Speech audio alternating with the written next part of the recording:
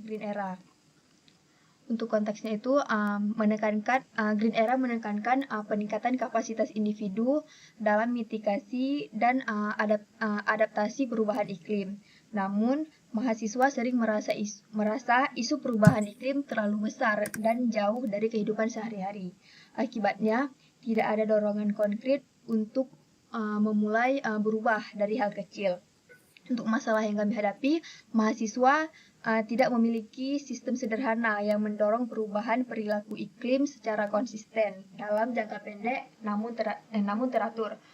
Aksi iklim sering berhenti pada niat, bukan praktik nyata. Untuk kondisi sekarang, kampanye lingkungan hanya berupa poster atau seminar. Tidak ada mekanisme komitmen dan monitoring perilaku sederhana. Perubahan perilaku tidak terdokumentasi dan tidak ada efek kolektif yang terlihat. Selanjutnya, kenapa solusi sekarang tidak cukup? Karena pendekatan berbasis ajakan moral tidak membangun kebiasaan.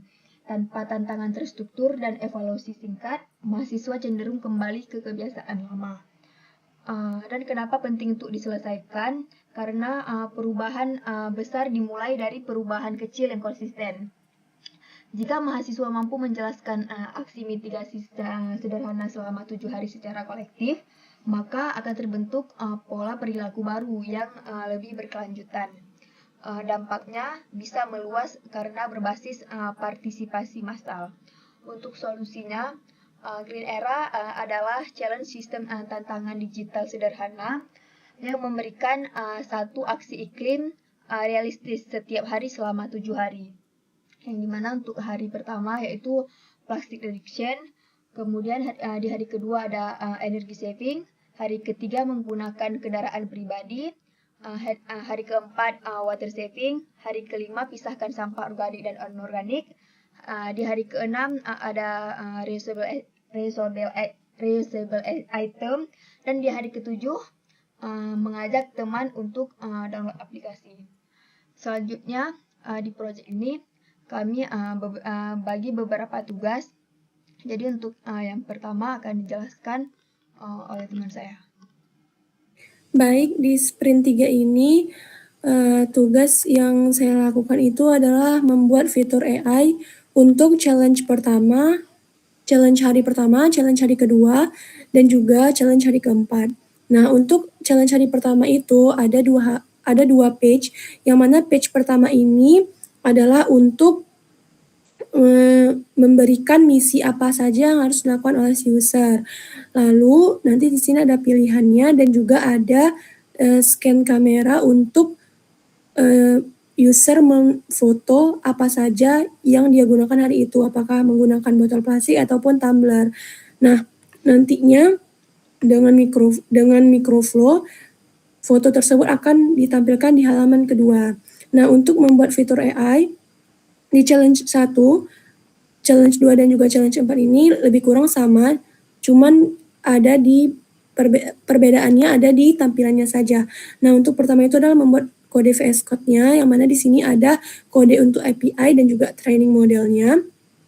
Lalu nantinya setelah itu baru menggunakan JSON. JSON-nya seperti ini, terus membuat e-mapping,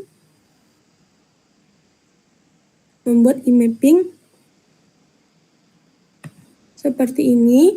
Setelah itu baru kita buat untuk nano challenge-nya. Nah, di nano challenge ini tuh kita tambahkan tools take picture untuk user memfoto objeknya. Nah, setelah itu baru kita buat microflow-nya. Nah, di microflow ini akan dibuat seperti ini, yang mana kalau misalnya hasilnya itu terdeteksi tumbler, maka akan menambahkan poin jumlah air dan juga total emisi. Begitupun seterusnya. Setelah itu baru microflow ini tuh dipanggil di challenge 1 ini, dipanggil di sini, dan nanti akan ditampilkan di page 2. Nah, untuk challenge 2 dan juga challenge 4 itu sama aja alurnya, yang membedakan itu cuman tampilannya aja. Nah, nanti Setelah itu poinnya akan digunakan untuk air disiram pohon. Selanjutnya akan dilanjutkan oleh Kalila. Baik, jadi pada project ini saya mengerjakan challenge 5 dan challenge 7. Jadi apa yang saya buat tuh hampir sama dengan apa yang Anissa Mardatilah buat. Mulai dari microflow-nya, nanoflow-nya, JSON paling itu ubah di page-nya atau di challenge yang dikerjain pada saat itu. Jadi saya membuat fitur deteksi pemilihan sampah. Jadi alur itu dimulai dari pengguna mengambil foto menggunakan kamera di aplikasi Mendix.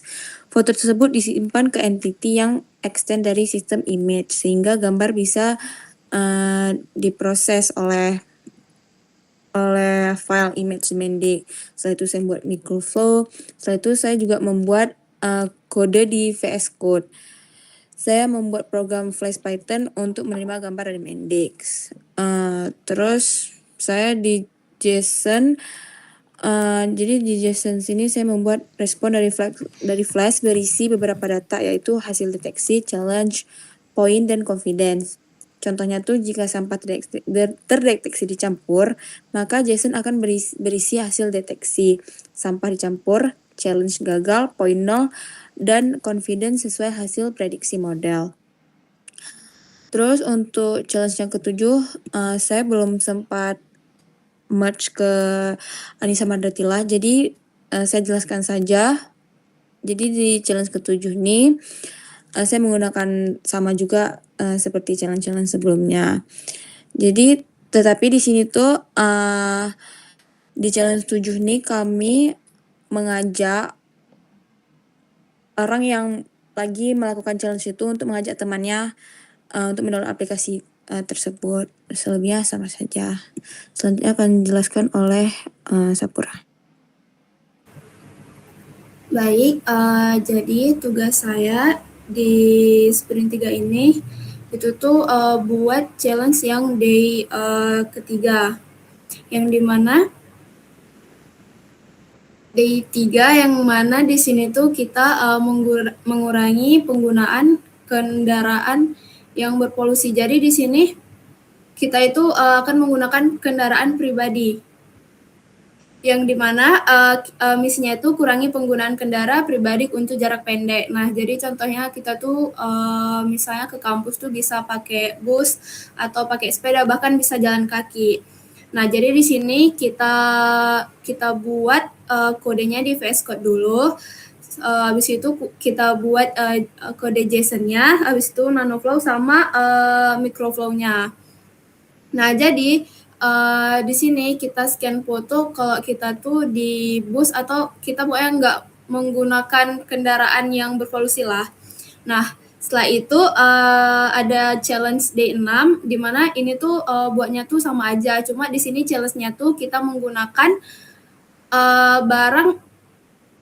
kita menggunakan tempat makan sendiri. Misalnya kita membawa tempat bekal, tapi kita bawa tempat bekal dari rumah dan kita nggak beli tempat yang di plastik-plastik kayak gitu. Jadi kita gunakan tempat makan bawa dari rumah. Nah, jadi untuk alurnya itu sama aja, kita buat kodenya dulu di VS Code, habis itu kita buat microflow-nya, import mapping sama nanoflow-nya. Nah, jadi sekian saya serahkan ke moderator. Baik, sekian penjelasan dari kelompok kami. Lebih dan kurang kami mohon maaf. Assalamualaikum warahmatullahi wabarakatuh.